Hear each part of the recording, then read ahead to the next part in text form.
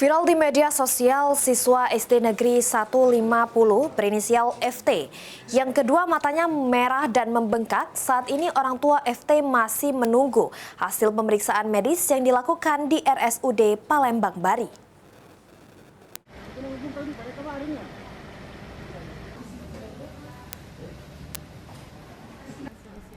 Setelah melaporkan peristiwa anaknya yakni FT ke SPKT Polrestabes Palembang terkait laporan Undang-Undang Perlindungan Anak, FT dibawa oleh ibunya.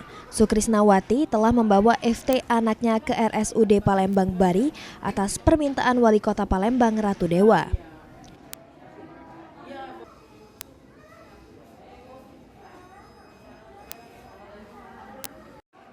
Ketika ditemui di Rumah Sakit Daerah Bari Palembang, terlihat FT yang saat itu digendong oleh ibunya dan Sukrisnawati mengaku trauma atas peristiwa yang dialami dan tidak mau sekolah karena peristiwa tersebut.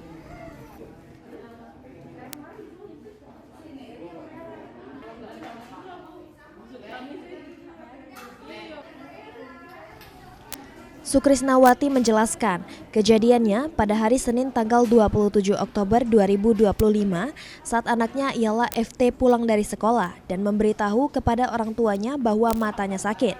Sukrisnawati sendiri belum tahu pasti apa penyebab mata anaknya bisa merah.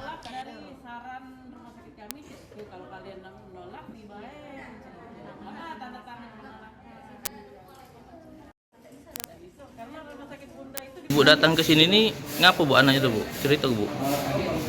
Mau berobat matanya. Ngapo mata anak itu Bu? Ada merah-merahnya. Itu tanah itu tuh kapan Bu mulai merahnya itu? Pas hari Senin. Pas hari Senin tuh ngapo balik dari sekolah tuh kayak mana tuh Bu? Pas pulang sekolah. Terus? Dia nangis. Kata sakit mata. Terus? Cuman itu aja. Setelah kita lihat mata anak kita tuh merah itu Bu, kita kemana Bu? Pas itu langsung pulang.